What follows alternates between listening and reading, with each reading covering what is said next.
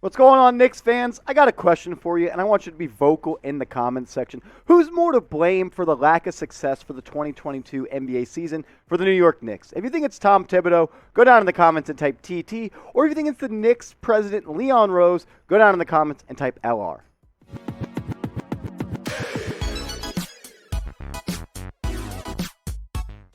Welcome into New York Knicks Now by Chat Sports. I'm your host, Marshall Green, and in today's video, we're going to take a look at the recent piece that Marc Berman put out on the New York Post. He talked about Tom Thibodeau. He talked about Leon Rose. He talked about World Wide Wes, all types of things, and what has gotten the Knicks to this point in the lack of success. But the first thing is the Knicks, they have a problem. There's a disconnect between Thibs, management, Leon Rose, and World Wide Wes. The fact that there was rumors that came out following the Cam Reddish trade that Tom Thibodeau was not on board with that is a problem. Tom Thibodeau also didn't want to sign Kemba Walker. He talked about in this piece, that being Marc Berman, that Thibs, he wasn't on board with the Kemba Walker signing, and he just got on board with it, and he really wasn't asked that much about the moves the Knicks made in free agency this past offseason and the Cam Reddish trade. He also was vocal how he didn't have a place in his rotation for Cam Reddish when a trade happened. Thibs, in this piece, there was also a quote that said that he wanted the Knicks to re-sign the heart and life of the New York Knicks from last season, and that being Reggie Bullock. Bullock has struggled so far with the Mavs this year. He's played better as of late, but I understand where Thibs stands. The fact that last year he was so heavily involved in personnel decisions when it came to the draft and the NBA free agency, and in this past cycle he was kind of tuned out by World Wide Wes and Leon Rose.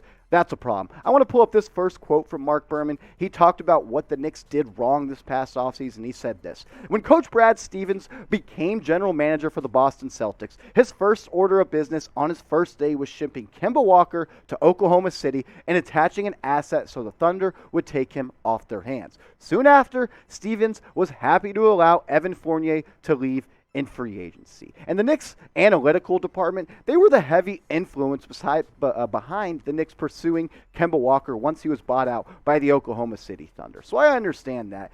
Tom Thibodeau, he wasn't on board with the Kemba Walker signing, and he opened up to the idea of signing Evan Fournier because he is a knockdown three-point shooter and he is a great floor spacer. He didn't like the idea that he wasn't a defender, but at the end of the day, it sounds like from this piece that Tom Thibodeau has little to no say when it comes to Knicks personnel decisions. Marc Berman, he also talked about this in the article. Turns out, Knicks president Leon Rose and chief advisor William Wesley took in Boston's castoffs as their offseason's upgrades when they had a league-high cap space. And look at the Knicks now. 9 games under 500 in the 12th seed, 3.5 games out of the play-in tournament. With going into the 2021 NBA free agency, and you had the most cap money to spend, and you're left with Evan Fournier, Kemba Walker, Alec Burks on a 3-year, $30 million deal. You bring back Nerlens Noel. I like the Derrick Rose contract. I thought it was a little high, but at the end of the day, the Knicks, they botched free agency. Anytime you strike out on your A plan and then your B plan and you have to rely on your C plan,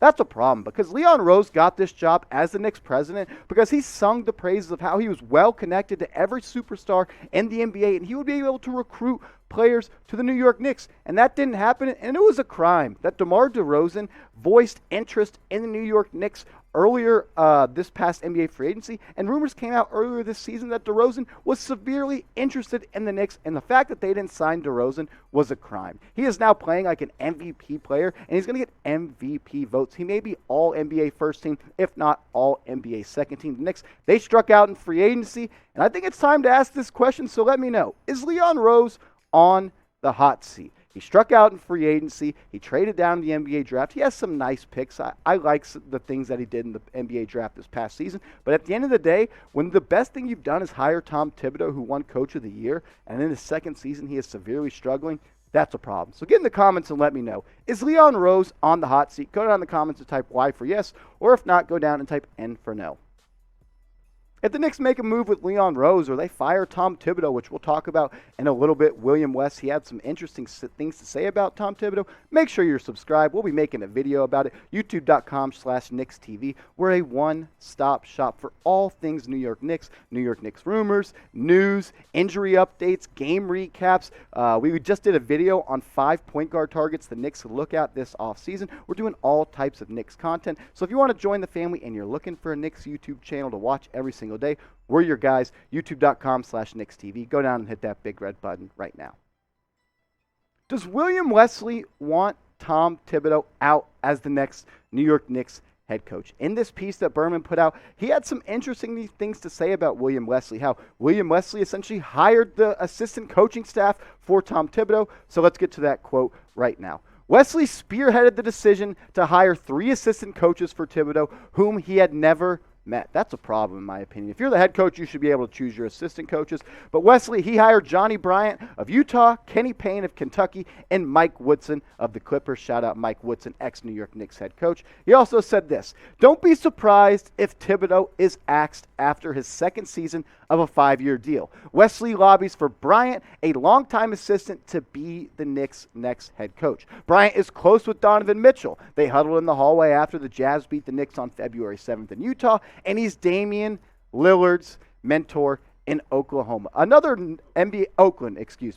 coaching source. The Knicks haven't collaborated with Thibs like they did last year, and I think that's obvious. I don't think we needed to hear that from a coaching source in this article that Berman put out. He didn't want Kemba. He wasn't that high on Evan Fournier. He didn't want Cam Reddish. He wanted to re-sign Reggie Bullock. None of those things happened under Tom Thibodeau's watch. And Thibs, he pushed for the trade of Derrick Rose last season, not Leon Rose. So I don't give credit to Leon Rose for making that move. That was Tom Thibodeau, a guy that has spent a large chunk of his career with Derrick Rose. He knew the Knicks needed a point guard, another scoring option. He knew Derrick Rose would fill that need. He went to Leon Rose. And it sounds like that was the last move that Leon Rose really took the advice and the opinions of Tom Thibodeau. I think that's a problem. Your head coach and your president of basketball operations need to be thinking on the same wavelength, and it's obvious right now that the Knicks, Tom Thibodeau, and Leon Rose are not doing that. I mean, Tom Thibodeau, he wanted to re-sign Reggie Bullock. Bullock wasn't a game changer for the Knicks last year,